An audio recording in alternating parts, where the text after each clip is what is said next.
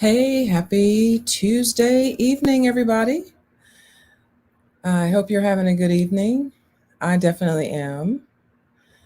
I'm thankful to be here today, and I'm thankful that the weather has been wonderful. If you're not in Texas and you didn't get the 70, 75-degree weather, I'm so sorry to hear that, but I hope you're doing good in your area. All right, let me make sure I am centered and ready to go. So in this live today, I'm having a Q&A about real estate, and I'm answering questions. These are the most commonly asked questions that I've received in the last few weeks, so I wanted to share those with you. But first, I want to show some love to all of my home care workers that are actually taking care of my mom right now. We appreciate you ladies so much. Thank you so much for everything that you do. It means everything to us. We have a fabulous team and we love you guys. It allows my sisters and I to work and know that my mom is cared for, and we appreciate that. So just wanted to share that with you. And I have a little few notes here so I don't forget to cover what I want to cover. Also, just a little update, got pictures scheduled for my coming soon listing. They're scheduled for Saturday. It's in Waxahachie. It's a 3-bedroom, 2-bath that sits on about 4 acres. So I'll be excited to share those pictures with you. And so hopefully I'll have them on Saturday or Sunday. But I'm just coming off of this Super Bowl weekend. I didn't watch the game, but I did watch the halftime. So I enjoyed that. We had a great time. So I hope you enjoyed your weekend as well. And now getting back into the swing of things for the week. Now on to the questions. So the first question, most commonly asked question that I've received is, when is the best time to sell my home? Still, even today, homeowners want to know when's the best time to sell your home. And my answer is, if you're in Texas, right now is the best time to sell your home. The Dallas Morning News just reported last week that home sales with real estate agents increased 23% last month. That means that you need to sell your home. And if you sell your home, you sell it with a realtor. And I'm really not surprised to hear that. Are you surprised? It doesn't surprise me. A lot of the reason is because there are buyers who are relocating to Texas. We see a lot more people that are moving, and Texas is one of the places that you've decided to move to. And I don't blame you. We've got some really nice homes here, and prices are still affordable, but they're working with realtors. So if your buyer's working with a realtor, then you, as a homeowner, you want to be represented as well. So I'm not surprised to know that. But yes, so if you have a question, and that's your question, when's the time for me to put my home on the market? Then and you're not sure, I'm going to let you know right now that now's a good time. Take advantage of that equity. Okay. All right. Number two, I received a notice that my COVID relief forbearance will not be extended.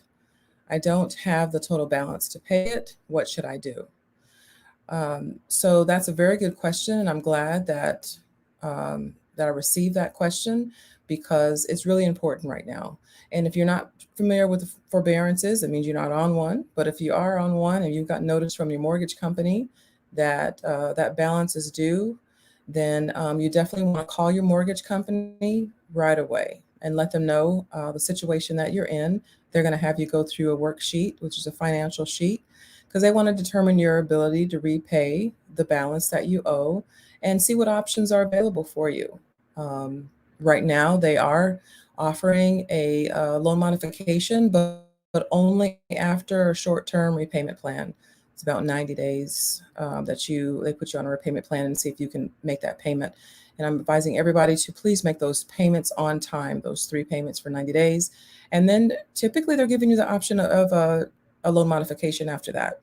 So, but you definitely want to call your mortgage company and find out what options are available to you. I also had my colleague, James Bearfield, a mortgage broker with Caliber Loans on a couple of weeks ago, and he shared that refinancing is a good option right now. If you find yourself in that situation, it may be an option. You want to check into it. He talked about interest rates are still pretty good. So that's an option for you. But I just want to encourage you to, if you aren't sure what to do, the first step is to call your mortgage company. If your mortgage company is telling you something that you don't want to hear or you're not able to work with, then send me a message or give me a call, and let's talk about a strategy and an action plan to help you. But not doing anything, that's not an option. So take action and call your mortgage company.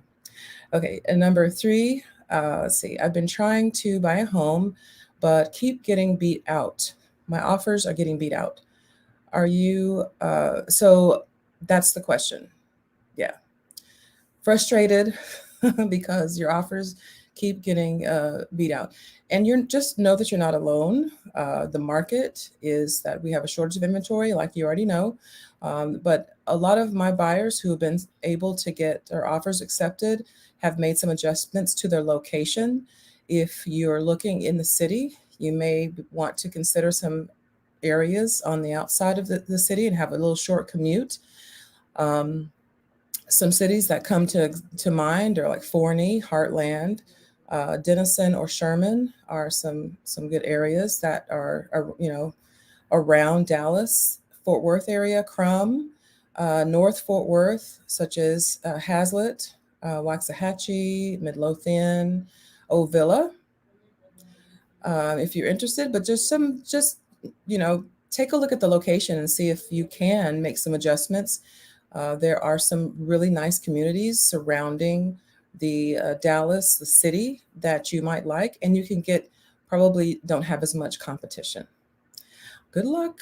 Good luck. And give me a call if I can help you with that.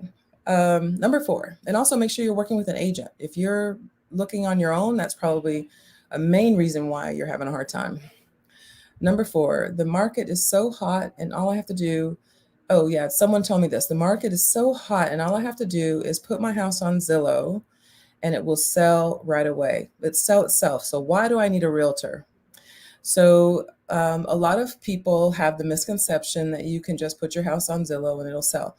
Now, I'm not saying that doesn't happen. It's definitely possible. But a lot of the homeowners that I talk to that have their homes on Zillow are frustrated because all they're getting calls from are realtors. They're not getting calls from buyers. And when they do get calls from buyers, they're investors who want to make an offer. And typically it's a discounted offer. So there's a lot more to it than just putting your house on Zillow that goes into selling your home. And so I would recommend anyone who is interested in that option to consider a realtor. I mean, buyers are working with sellers, so you want to have someone that represents you. And it's a lot of work. You've got to answer the phone every time someone calls you, go through the same spiel about your property, pre-qualify them and make sure that their lender is a valid lender and they have a valid pre-qual letter. That means you have to call. Like, there's so many different things involved in the process. So, I think working with a realtor, and also the Dallas Morning News reported that, you can get 23% more for your home than you probably could on your own.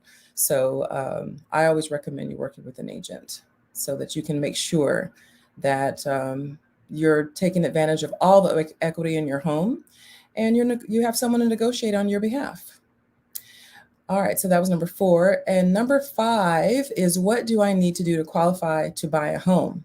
So there are a lot of qualifiers. Like, when you get ready to buy a home, the mortgage company is looking at your credit history, your bank statements, your employment. I mean, you're under a microscope for the time that you complete that application.